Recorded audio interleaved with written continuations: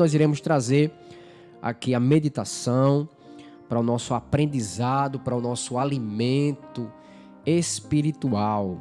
E hoje nós iremos falar sobre a glória de Deus em Jesus Cristo. Nós estamos aí, falando sobre a glória de Deus. Já falamos sobre a glória de Deus no tabernáculo, quando Deus manda ali Moisés construir.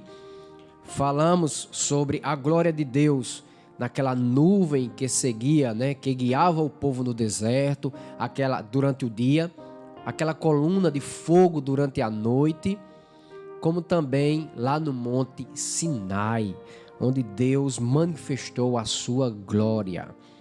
Vimos também a glória de Deus no templo que o rei Salomão construiu. A Bíblia diz que quando Salomão concluiu ali aquele templo, que fez a sua oração, a Bíblia diz que a glória de Deus encheu aquele lugar, aquele templo, a ponto das pessoas não poderem adentrar. E hoje nós iremos ver a glória de Deus na pessoa bendita do nosso Senhor e Salvador Jesus Cristo. E eu gostaria de ler aqui Hebreus capítulo 1, do verso 1 até o verso de número 4, que diz o seguinte: havendo Deus outrora falado muitas vezes e de muitas maneiras aos pais pelos profetas, nesses últimos dias nos falou pelo Filho, a quem constituiu herdeiro de todas as coisas, pelo qual também fez o universo. Ele é o resplendor da glória e a expressão exata do seu ser, sustentando todas as coisas pela palavra do seu poder. Depois de ter feito a purificação dos pecados, assentou-se à direita da majestade nas alturas, tendo se tornado tão superior aos anjos, quanto herdou mais excelente nome do que eles.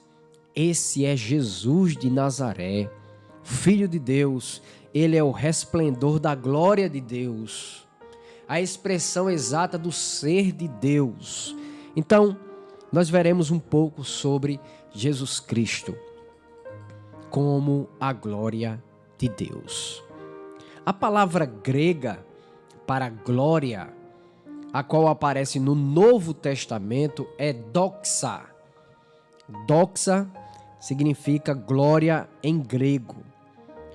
A presença divina entre os homens se tornou completa na encarnação do Verbo de Deus, o qual manifestou o esplendor da glória de Deus no mundo.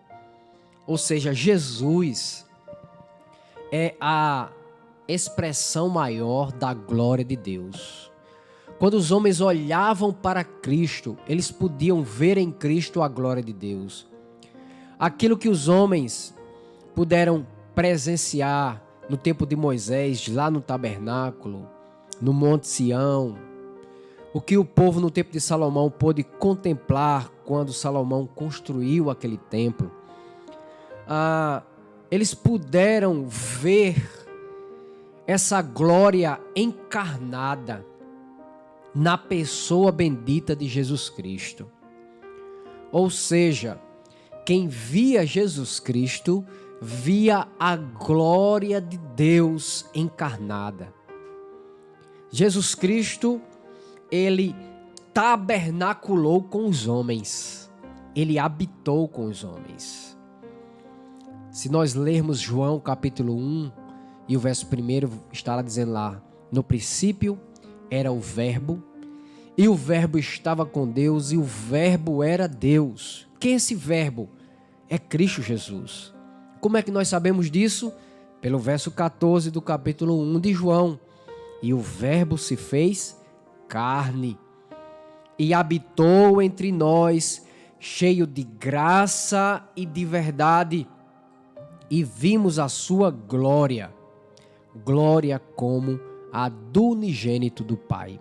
Esse versículo, irmãos, é de uma profundidade grandiosa. Quando o versículo 14 diz o seguinte: e o verbo se fez carne, quer dizer que o verbo é o logos, é a palavra que é Deus, que é Cristo Jesus, o Filho de Deus, se fez carne, ou seja, se tornou homem. Jesus se encarnou. O Filho de Deus tornou-se homem, tornou-se carne, tornou-se humano. E o verbo se fez carne e habitou entre nós. Deus, que habita no mais altos céus, se fez carne e agora estava habitando conosco. Essa palavra habitar tem um significado de tabernacular, de estar junto conosco. Vocês se lembram quando Moisés fez o tabernáculo? Aquele tabernáculo era a representação de Cristo Jesus. Aonde estava o tabernáculo? Junto com o povo de Deus. Estava ali no meio do povo de Deus. Então, quando Jesus vem, ele tabernacula com a gente. Ele se torna habitável, ele vem para a nossa habitação. Então, o verbo se fez carne e habitou conosco. Jesus estava no meio dos homens, se fez carne, cheio de graça e de verdade. E aí o texto diz: e vimos a sua glória, glória como a do unigênito do Pai. Então, quem via Jesus, via a própria glória de Deus. É por isso que os homens ficaram maravilhados com Cristo. É por isso que, certa vez, quando os soldados foram para prender Jesus, lá no Getsêmani, que Jesus diz: a quem vocês procuram? Que os soldados dizem: a Jesus. E Jesus diz: sou eu. A Bíblia diz que eles caem por terra, porque simplesmente quem estavam diante deles ali era o Cristo Jesus, era a glória de Deus. Romanos 3,23 diz: porque todos pecaram e carecem da glória de Deus.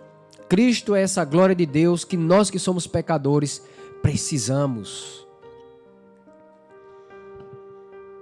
O sentido da expressão habitou entre nós carrega o peso de tabernaculou, ou seja, Deus fez tendas e morou entre os homens. A glória de Deus manifestada no tabernáculo tornou-se palpável na figura de Jesus. Seus sinais manifestaram a sua glória. Todos os milagres, todos os sinais, todos os prodígios que Jesus fez, serviu para que os homens pudessem contemplar a glória de Deus.